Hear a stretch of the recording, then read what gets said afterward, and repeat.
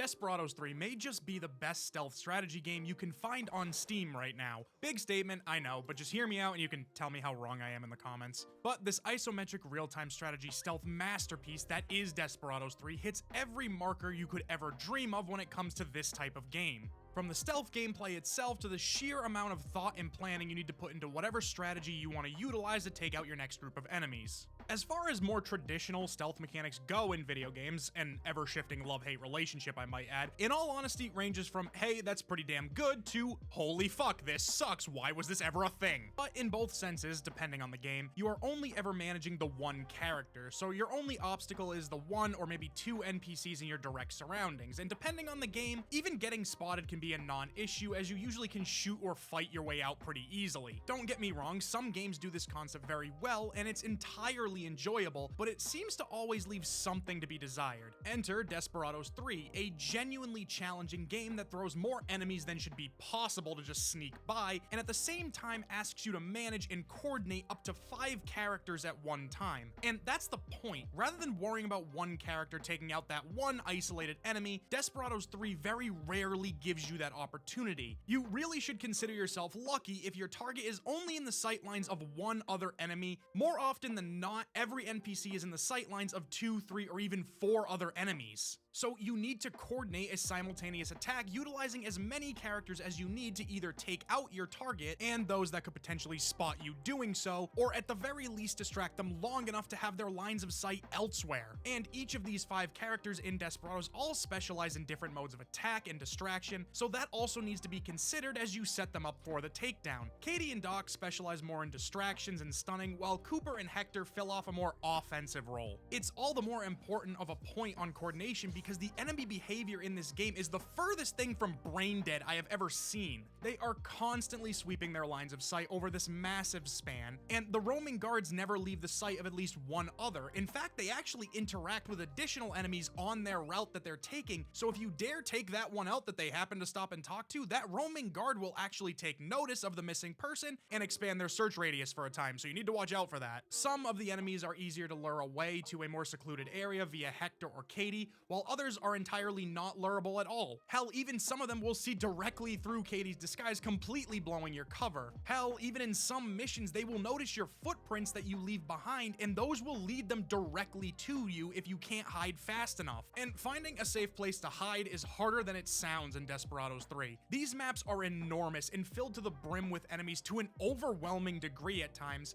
and while hiding is a major part of stealth gameplay, finding a genuinely safe place to hide 5 characters and come up with a strategy is genuinely challenging. At the end of the day, it kind of forces you to spread them out, which limits your options for the upcoming area.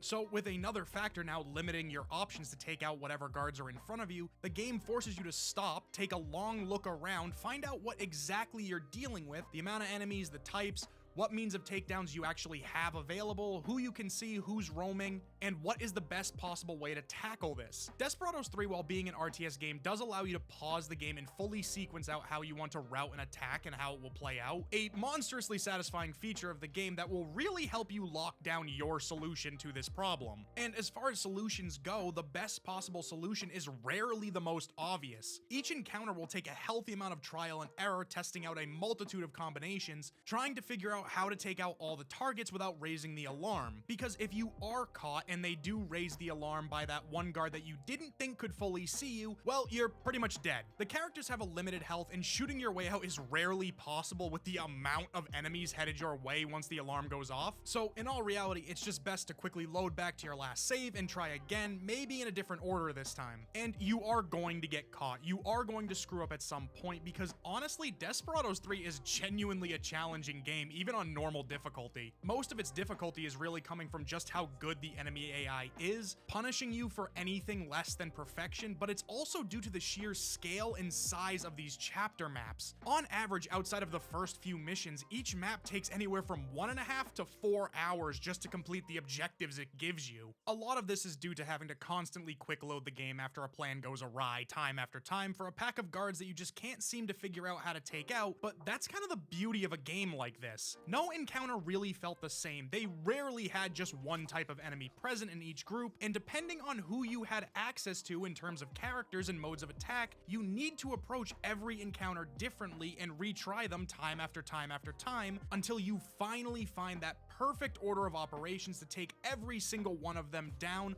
with no other guard ever even noticing you were there. Honestly, the sense of accomplishment in those moments just keeps you wanting to play more and more to figure out the next puzzle, because while it can be brutally hard and frustrating to have your plans fail time and time again, you eventually will figure it out, and the payoff is enormously satisfying. However, Desperados isn't quite done with you yet. There is one aspect of the game that's, well, soul-crushing to say the least. You see this button? Yeah, this little button up here? Yeah, fucking hit it constantly. Because if you don't, Desperados 3 will quickly make you your own worst enemy. For example, after that massive group of enemies that took you 35 minutes to figure out how to take out efficiently, that you are just so happy to finally have figured out, only to come to the next one, fail the kills, die, and realize you forgot to save and are forced to go back to the original pack you just took out. It's devastating to say the least, not just because you did it to yourself, but because now the timing of the roaming enemies and sweeping sightlines are off from what you originally figured out.